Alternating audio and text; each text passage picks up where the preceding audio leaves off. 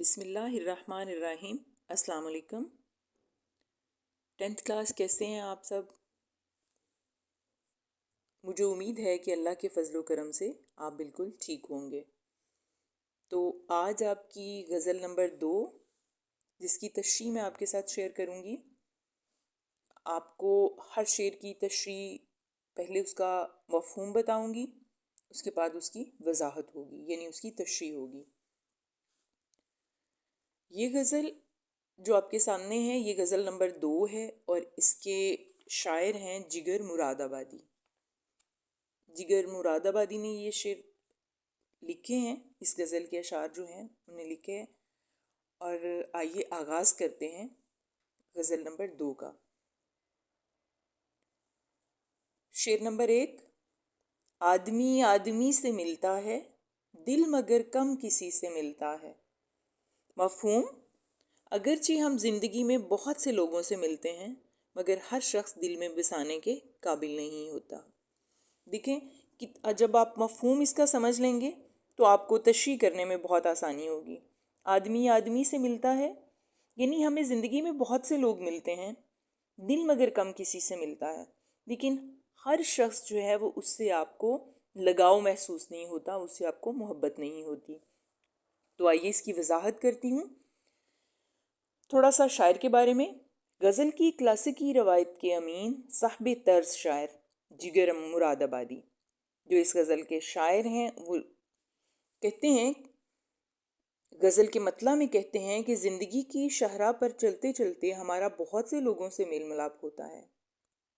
ہم بے شمار لوگوں سے ملتے ہیں اور ان گنت چہرے ہماری نگاہوں کے زاویوں کو بدلتے ہوئے گزر جاتے ہیں، کیونکہ کوئی ہمیں اچھا لگتا ہے، کوئی ہمیں نہیں پسند آتا، مگر ایسا ماہ جمال کبھی کبھار ہی نظر آتا ہے جو آنکھ کے دریچوں سے گزرتا ہوا دل کے تخت پر برا جمان ہو جاتا ہے، اور پھر قلبی جذبات کی ناؤ کو سہارا دینے کے لیے انسان کو ہمہ وقت اضطرابی کیفیت سے گزرنا پڑتا ہے۔ بقول شاعر: پھر مجھے اپنے مقدر سے شکایت نہ رہی، تجھ کو دیکھا تو کسی اور کی حاجت نہ رہی۔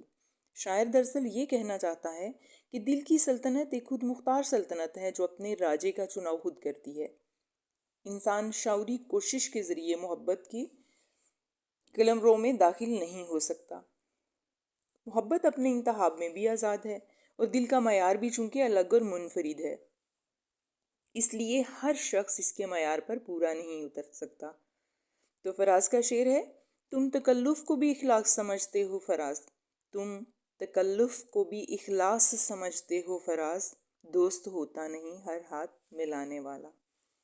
تو آئیے آگے بڑھتے ہیں شعر نمبر 2 کی طرف۔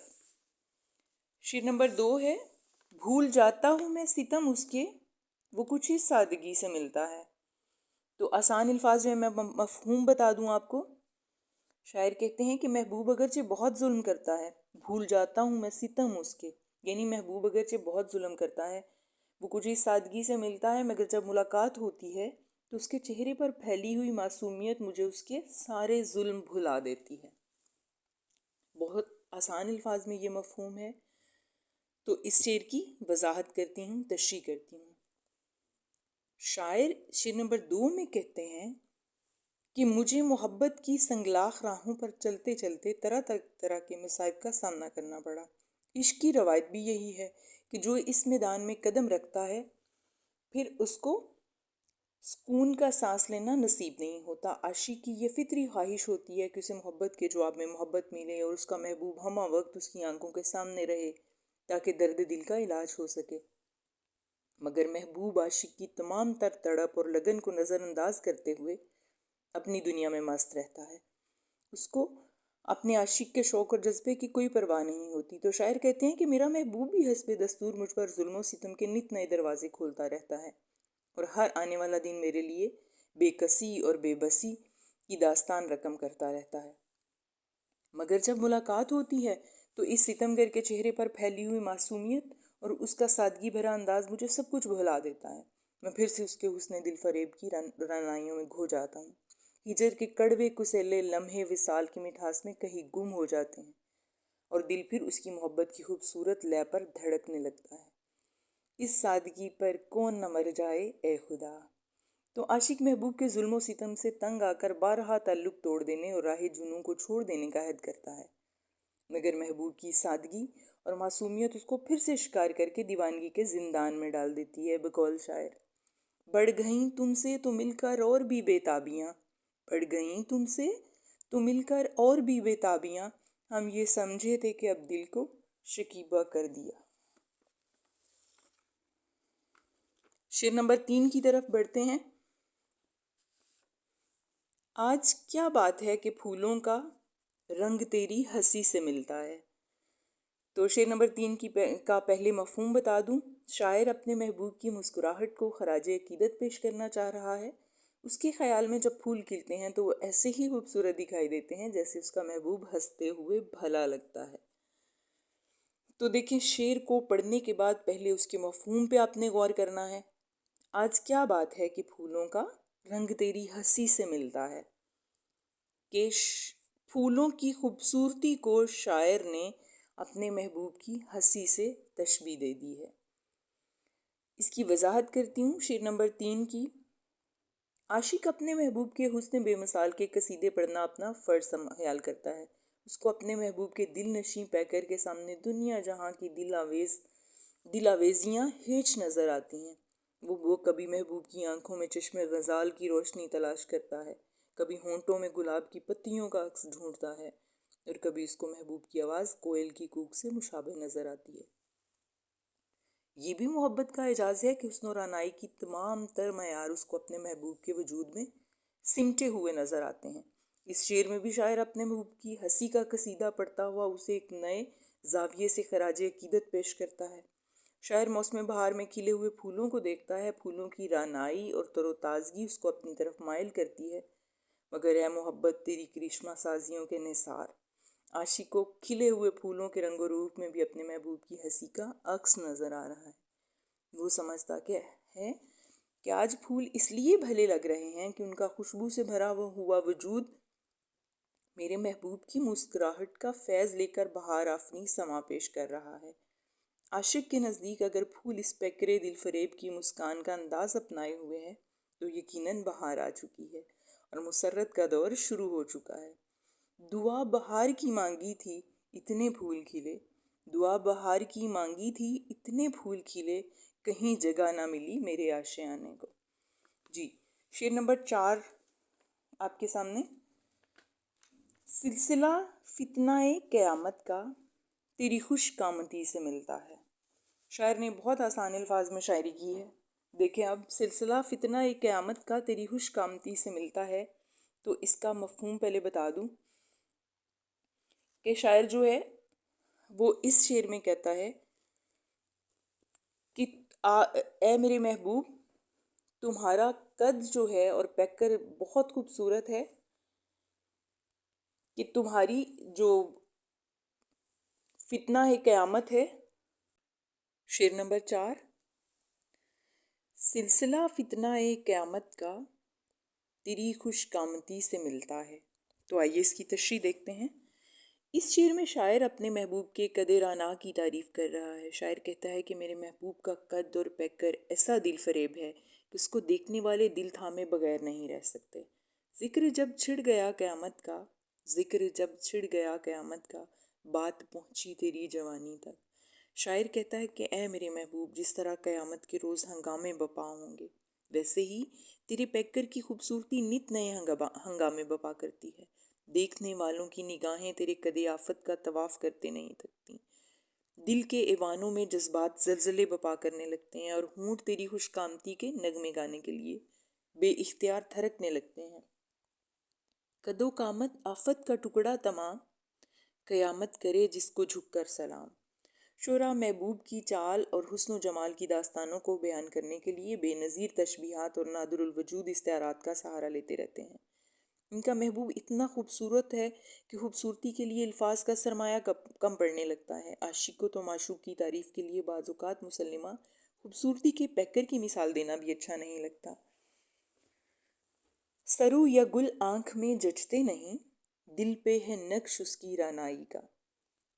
بہت، اور شاعر کا انداز فکر تو ہوتا ہی جدا گانا ہے۔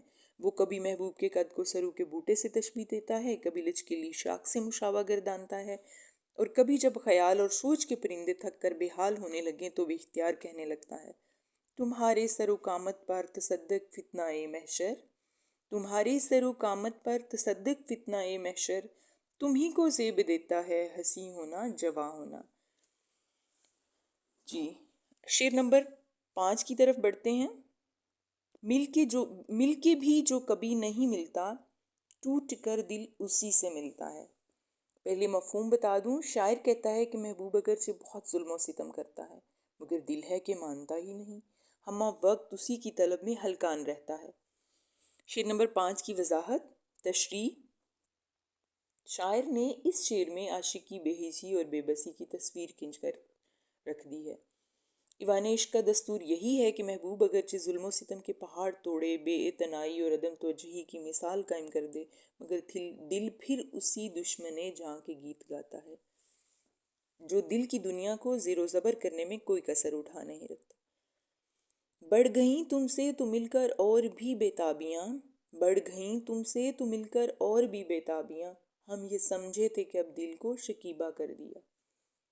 عاشق محبوب کی جفا سے تنگ آ کر بہت نامساعد حالات میں محبت کی قید سے نکل کر جانے کا عہد کرتا ہے، مگر قلب مضطرب اس جسارت کے رستے میں سر اٹھا کر آنکھیں دکھانے لگتا ہے، اور عاشق کو چاروں ناچار دل کے کڑے تیور دیکھ کر اپنے عزائم کی فصیل کو خود مسمار کرنا پڑتا ہے، کیونکہ محبت ایک ایسی زنجیر ہے جو زندگی بھر کے لیے قیدی بنا لیتی ہے۔ محبوب جتنے بھی ستم کرے، چاہے دل کو بے دردی سے اپنے پاؤں کی ٹھوکروں میں رکھ لیں، مگر عجیب بات یہ ہے کہ دل ناتماں کی زخمی صدائیں پھر اس ستم گر کے نام کی مالا جپنے لگتی ہیں، اور ہر صدا کے ساتھ ایک نیا جوش اور ولولہ سر نو جنم لینے لگتا ہے جو ہزاروں طوفانوں کے رخ کو موڑ دینے کی اہلیت رکھتا ہے۔ نہ گنواؤ نازک نیم کش دل ریزہ ریزہ گنوا دیا، جو بچی ہیں سنگ سمیٹ لو تنے داغ داغ لٹا دیا۔ آگے بڑھتے ہیں شعر نمبر 6 کی طرف۔ کاروباری جہاں سنورتے ہیں، ہوش جب بے خودی سے ملتا ہے۔ غزل کا شعر نمبر 6۔ جی، اس کا مفہوم اس طرح سے ہے، کاروباری جہاں سنورتے ہیں، ہوش جب بے خودی سے ملتا ہے، یعنی بے خودی کی منزل پر پہنچ کر ہی انسان مقصد حیات کے حصول کے قابل ہوتا ہے۔ عشق کی بدولت ہی انسان کا رہائی نمایاں ادا کرنے کے قابل ہوتا ہے۔ شعر نمبر 6 کی تشریح۔ شاعر کہتے ہیں کہ دنیا کے تمام تر مسائل اس وقت حل ہونے لگتے ہیں جب انسان ہوش کی حد سے گزر کر بے خودی کے جہان خوش رنگ میں قدم رکھتا ہے، کیونکہ ہوش تو عقل کی پیروکار ہے، اور عقل ٹھہری ایک محدود چیز جو بڑے مسائل کو حل کرنے کی صلاحیت نہیں رکھتی، مگر جہاں عقل کے گھوڑے دوڑ دوڑ کر تھکنے لگتے ہیں، وہیں سے بے خودی کی شاہین کی پرواز شروع ہوتی ہے۔ عشق کی ایک جست نے طے کر دیا قصہ تمام، اس زمین و آسماں کو بے قراں سمجھاتا ہمیں۔ شاعر دراصل یہ کہنا چاہتا ہے کہ عقل کے غلام کبھی عرفہ منازل تک نہیں پہنچ سکتے، بلند تر عزائم کے کوہ ہمالیہ کو تسخیر کرنے کے لیے عشق کو رہنما اور قائد بنا کر سفر شروع کرنا پڑتا ہے۔ عقل والوں کے نصیبوں میں کہاں ذوق جنوں، عقل والوں کے نصیبوں میں کہاں ذوق جنوں، عشق والے ہیں جو ہر چیز لٹا دیتے ہیں۔